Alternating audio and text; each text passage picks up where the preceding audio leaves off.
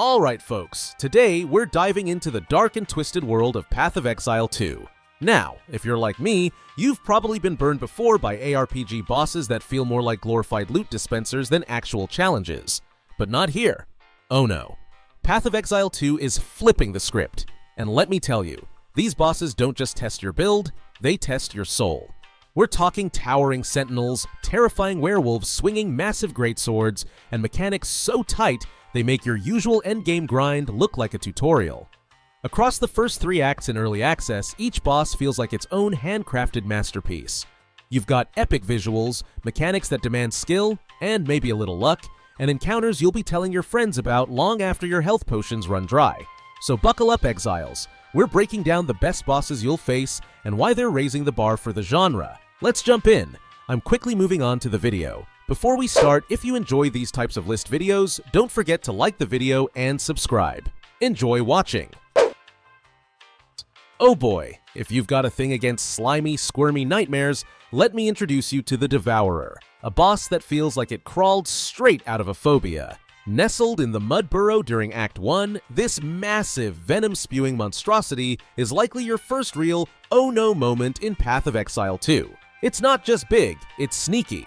1 second you're safe, the next it's bursting out of the ground like it's auditioning for a horror movie. This fight is less about brute strength and more about staying sharp.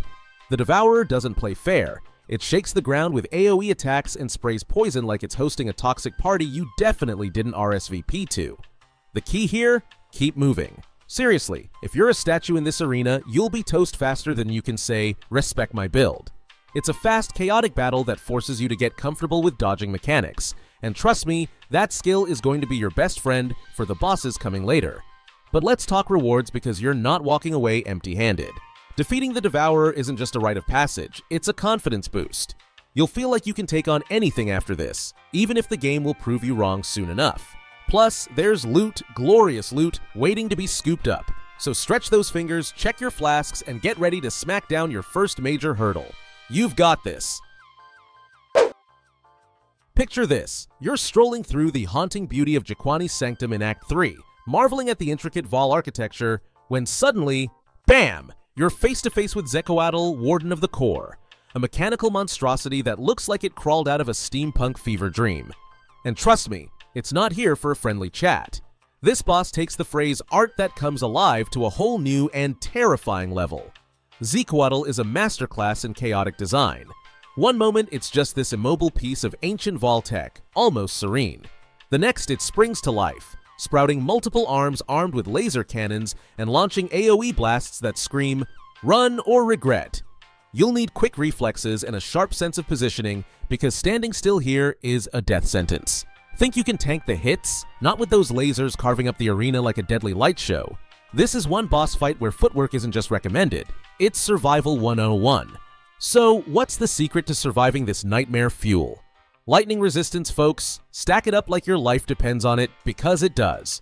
And while you're at it, bring a build with solid mobility. Zekoatl doesn't just punish mistakes, it makes you regret your life choices if you're not on your toes. The fight is tough but fair, and honestly, it's one of the most visually spectacular encounters in Path of Exile 2. You'll hate it, you'll love it, and you'll probably die a few times. But hey, that's the Vaal way. Picture this. You've just fought your way through an army of nightmares, only to find yourself staring down the Queen of Filth, arguably the most stomach-turning boss in Path of Exile 2. This isn't just a battle, it's a trip to the worst kind of swampy nightmare. Her domain, the Apex of Filth, is a cesspool of corrosive sludge, swarming with summoned vermin that want nothing more than to ruin your day. If you're not packing poison resistance and some solid mob-clearing skills, you're going to be knee-deep in trouble. Literally. Trust me. You don't want to be stuck there for long. But let's talk about the Queen herself. She's as revolting as she is ruthless. From her grotesque design that could make even the most hardened adventurer cringe to her relentless mechanics that test your patience and reflexes, she stands out as one of Act 3's most memorable bosses. The fight is a grueling mix of dodging sludge, clearing out waves of pests, and avoiding her toxic attacks. It's the kind of encounter that makes you feel both accomplished and slightly nauseated when you finally take her down. If you're looking for a boss fight that'll leave a lasting impression, the Queen of Filth absolutely delivers, in the most disgusting way possible. Alright adventurers, let's talk about a boss that doesn't just turn heads, it takes them. Meet the Executioner, the big bad nightmare waiting for you in Ogum Village during Act 1. This guy isn't here to mess around. Picture a hulking figure wielding brutal melee strikes that hit like a freight train, paired with devastating AoE attacks that'll have you scrambling for cover. And as if his cleaving swings weren't enough, he brings along a little entourage of undead reinforcements. You know, just to keep things interesting. Now, here's the deal. This isn't a fight where you can just rush in, spam your skills, and hope for the best. Oh no, if you don't clear out his lackeys first, you're practically signing your own death certificate. Those undead mobs will trap you faster than you can say, "Where's my portal scroll?" So take your time, clear the trash, and then focus on dodging his massive ground slams while chipping away at his health. It's a chaotic dance of survival, but hey, that's what we signed up for, right? You know that moment when you realize the ground isn't shaking because of your build's raw power, but because a giant glowing statue is trying to smash you into the dirt? Yeah, welcome to Zalmarath the Colossus, found in the jaw-dropping Valley of the Titans. This isn't just a boss fight, it's a spectacle. Imagine towering statues looming over you, their eyes glowing with menacing energy, while the entire arena feels like it's alive and out to get you. From crumbling platforms to rivers of lava, the fight constantly throws curveballs, testing not just your damage output, but how well you can keep your cool when everything around you is falling apart. Literally. What makes Zalmarath such a standout boss isn't just the scale. Although, come on, fighting a stomping colossus is chef's kiss epic. It's the way it pushes you to adapt. One moment you're dodging a lava flow, and the next, you're scrambling to find safe footing on an arena that's collapsing faster than your hopes after a bad loot drop. It's chaos, it's thrilling, and when you finally land that last hit, the sense of triumph is unmatched. This is the kind of fight that makes you stop and think, yeah, this is why I play Path of Exile 2. Oh, you think you've seen it all in Path of Exile 2? Think again, because here comes the Crow Bell. A boss that looks like it flew straight out of your worst fever dream. Imagine a crow. Now imagine that crow hit the gym, got absolutely shredded, and decided its life goal was to clobber exiles with a giant bell. Sounds ridiculous? It is.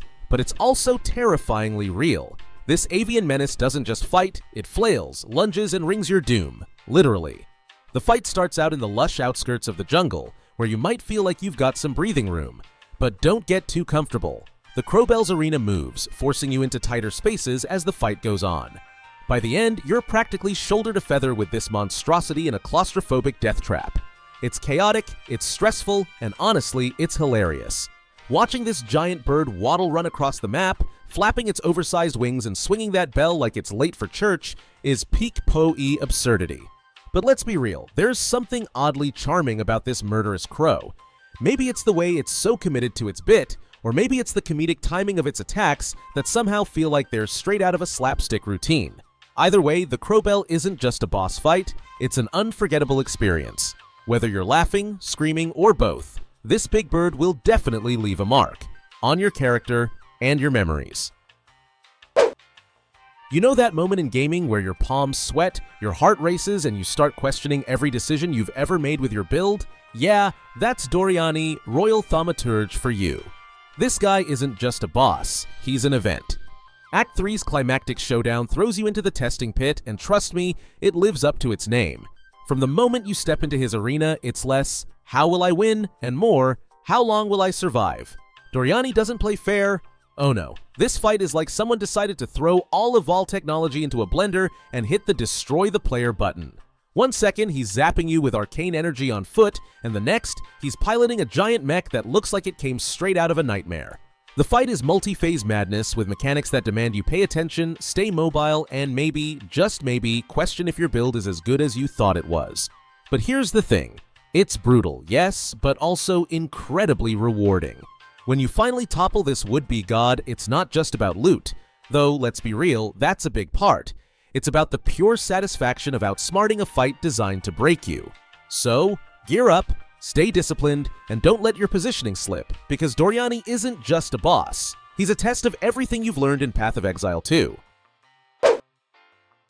Alright, picture this. You're deep in Act 3, wading through the eerie, misty chimeral wetlands, when suddenly, you hear a haunting roar that shakes the ground. Enter Xylucian, the Chimera, an absolute stunner of a boss that doesn't just fight you, it dances with you.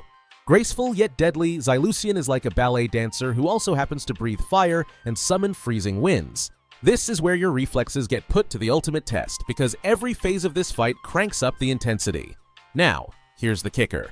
Xylucian doesn't just stick to the ground. Nope, it loves the high ground, hopping onto the arena's surrounding structures and pelting you with devastating attacks from above.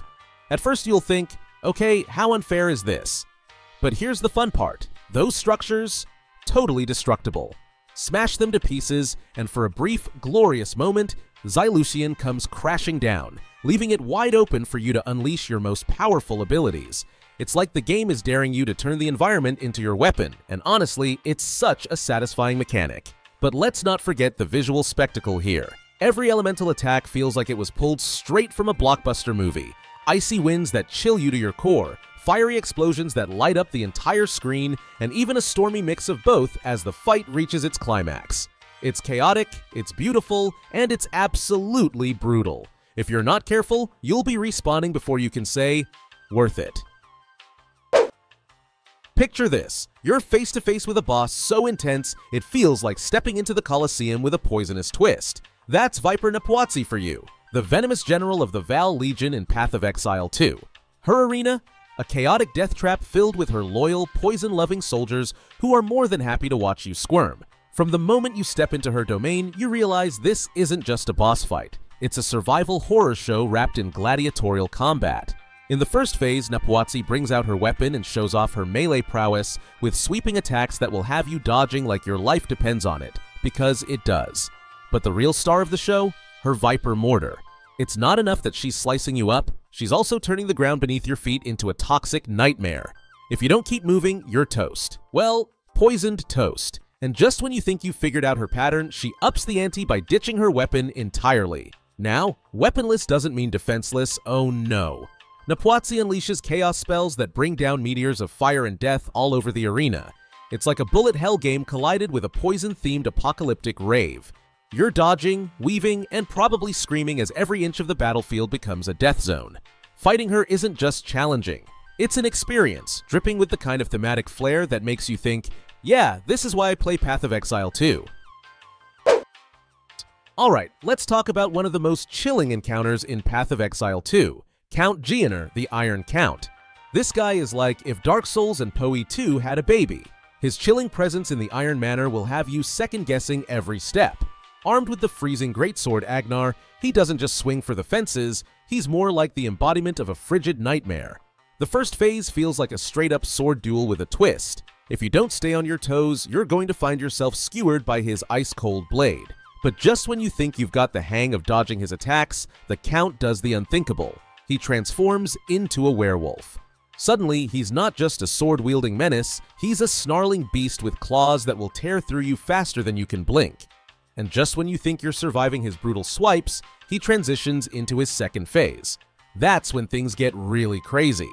Not only does he summon a pack of wolves to pounce on you, but he brings with him a howling cold wind that makes the arena feel even more oppressive. Now, if you're still hanging in there, you're in for a real test. Geonor's not just about raw damage, he's got that classic villain energy too. He'll strike from the shadows, taunting you with his villainous monologues. It's like being hunted by a monster that enjoys the chase. The combination of his constant movement, the summoned wolves, and his chilling remarks make him not just a battle of skill, but a battle of patience. If you survive this encounter, you'll be left with a sense of accomplishment, but also a newfound respect for the Iron Count's raw, icy power. The video ends here. See you in another video. Don't forget to subscribe.